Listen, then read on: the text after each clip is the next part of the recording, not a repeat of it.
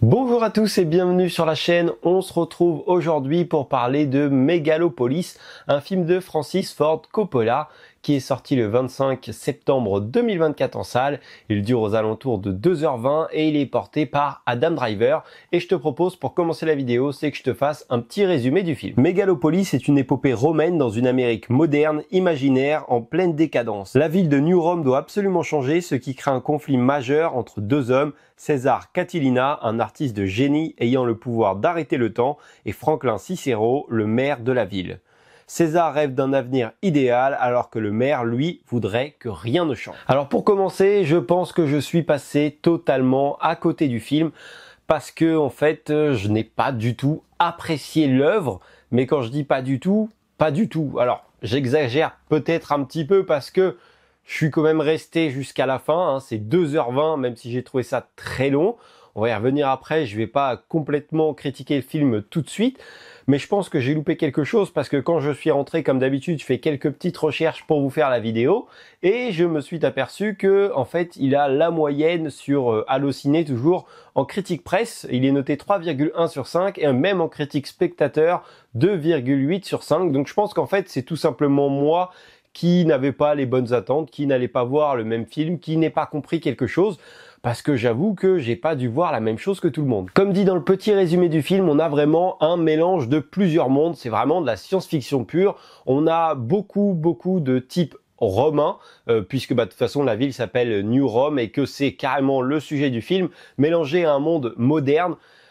Le mélange est bien présent, ça on peut pas dire qu'il est pas représenté et j'avoue que ça m'a pas forcément séduit parce que on a vraiment deux opposés, on n'a pas essayé de faire fusionner les deux. Alors même si c'est fusionné puisque pour eux ça leur paraît normal, tu vois, ils sont dans leur ville, c'est logique, mais en tant que spectateur, vraiment en tant que regard extérieur, j'ai pas trouvé que la fusion fonctionnait visuellement et par contre, on peut pas reprocher, c'est que c'est bien présent, c'est présent par l'architecture, on a un mélange de moderne, mais également beaucoup d'architecture romaine, on a des costumes romains, il y a beaucoup de trucs qui sont alliés, à un moment il y en a un qui porte une armure, il y en a une autre qui est déguisée, enfin voilà, ça y est, il y a du costume, il y a tout ce qu'il faut. Au niveau des musiques également, j'ai quasiment entendu que des musiques anciennes dans ce style-là. Donc au niveau de ce mélange, il a respecté les codes. Après, j'avoue que je n'ai pas du tout adhéré au style. Une autre chose qui m'a également beaucoup marqué, c'est la façon de jouer. J'ai eu énormément de mal avec ça.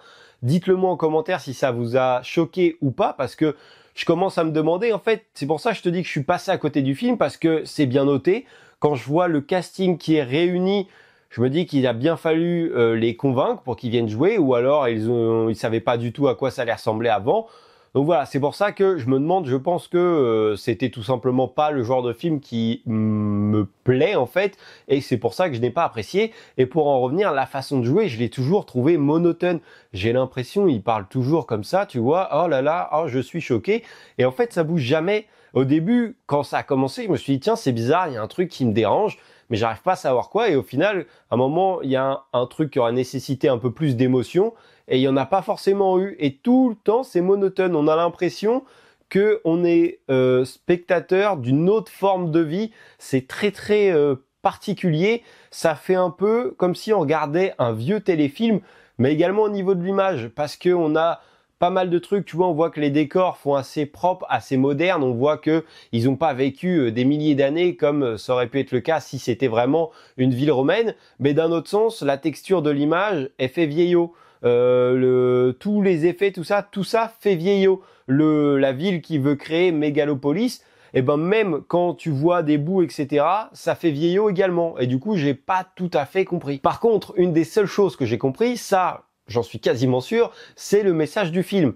Le message du film, bon, tu pouvais déjà limite le comprendre dans le résumé, mais on va parler que, en fait, l'homme s'autodétruit, que dans chaque civilisation, donc là, l'époque romaine, ils sont arrivés à leur apogée, ils se sont autodétruits parce que l'homme veut toujours faire plus, veut toujours aller plus loin, et c'est un peu le sujet qui est traité dans ce film-là.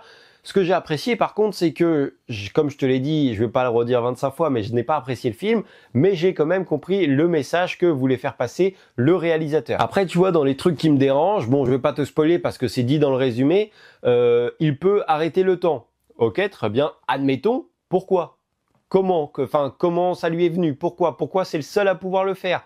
Et un moment dans le film, il dit que personne ne peut arrêter le temps. Et il précise bien, il répète même une deuxième fois, d'un air de dire que même lui en fait ne l'arrête pas. Pourquoi tu nous montres qu'il arrête? Enfin voilà, tu vois, c'est des trucs comme ça que je n'ai pas compris. Il y a également une autre scène qui m'a un peu marqué, c'est lors d'une fête où là pour le coup il y a énormément aussi de références romaines. Ils sont dans un Colisée, je crois, il y a des jeux du cirque, etc. Et il va se shooter, tu vois, et j'ai compris à la fin en fait il est en transe, mais on va nous montrer pendant je sais pas, peut-être 5-10 minutes qu'il est en transe d'une façon. Tu te demandes, le mec, il a un grain, quoi. Il est possédé, tu vois des scènes en 25 fois, il se passe des choses, mais t'arrives jamais à comprendre ce qui se passe. Et c'est complètement chelou. Mais j'ai l'impression, comme l'ensemble du film. Donc voilà, j'ai rien d'autre à dire, en fait. Je pense que je suis vraiment passé à côté de l'œuvre, que c'est pas du tout ma came.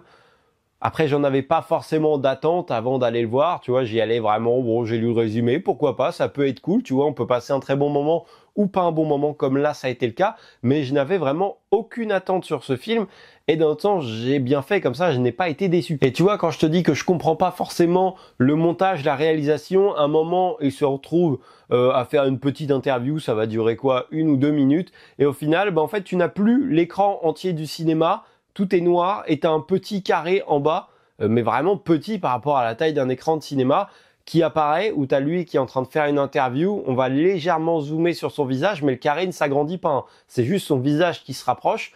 Pourquoi? Enfin, je comprends pas le message que tu veux faire passer en faisant ça, ou le style artistique que tu choisis. On aurait pu très bien faire la même chose sur grand écran, ça aurait pas changé grand chose. Vraiment, j'ai pas du tout compris. Et il y a également des femmes présentes dans ce film, mais j'ai trouvé que celle qui était le plus mise en avant était vachement sexualisée, était pas là vraiment pour autre chose. Tu en as une qui est, on peut le dire vulgairement, une grosse michto qui, elle se rend détestable, mais elle va réussir à avoir ce qu'elle veut par tous les moyens, notamment par le sexe, et j'ai trouvé que c'était un peu le seul rôle qu'avaient les femmes, à l'exception peut-être d'une ou deux, mais qui n'avaient pas non plus une place ultra importante. Quand je te dis qu'il y avait un beau casting, il y avait Shia LaBeouf qui a un rôle complètement taré. Ce mec, il avait une case en moins. À la limite, il se rendait détestable, mais en même temps, il m'a amusé à la fois. Mais franchement, grosse performance de sa part, hein, parce que il fallait quand même l'interpréter, ce rôle-là. Tout le film, il est un peu changeant. Sa mentalité, je vais pas dire évolue, parce que le personnage évolue d'une façon, mais dans sa tête, pas forcément. Il est complètement taré, et à la limite, il a fait une très belle performance, mais on peut dire également que tous les acteurs ont bien joué parce que c'est assez crédible. Le seul truc qui m'a dérangé, c'est ce que je te disais tout à l'heure, c'est vraiment toujours monotone, toujours sur le même ton. Il n'y a aucune variation. Bon, on va conclure la vidéo parce que je n'ai pas grand chose à dire sur le film. Comme tu peux l'avoir compris, je n'ai pas aimé le film, mais j'aimerais connaître ton avis en commentaire parce que voilà, j'aimerais savoir ce qui t'a plu dans ce film ou ce que tu n'as pas du tout aimé non plus, hein. Ça se trouve, je suis pas du tout passé à côté et personne ne va aimer, mais d'un autre sens, il est bien noté, donc voilà, je pense que j'ai raté un truc, donc n'hésite pas à me donner ton avis en commentaire. Moi, je trouve que, en tout cas, c'était pas ma came du tout niveau réalisation, niveau histoire. L'histoire, voilà, elle était très banale et je pense qu'elle a été carrément mise de côté par le fait que je n'ai pas apprécié le reste de l'œuvre. Écoute, j'ai pas forcément perdu d'argent parce que je possède un pass ciné pour aller voir plein de films, etc. Mais je vous conseillerais pas forcément d'aller sur ce film-là. Et puis, tu peux t'abonner à la chaîne, mettre un petit like, me suivre sur Instagram et moi je te dis à la prochaine pour une nouvelle vidéo. Salut!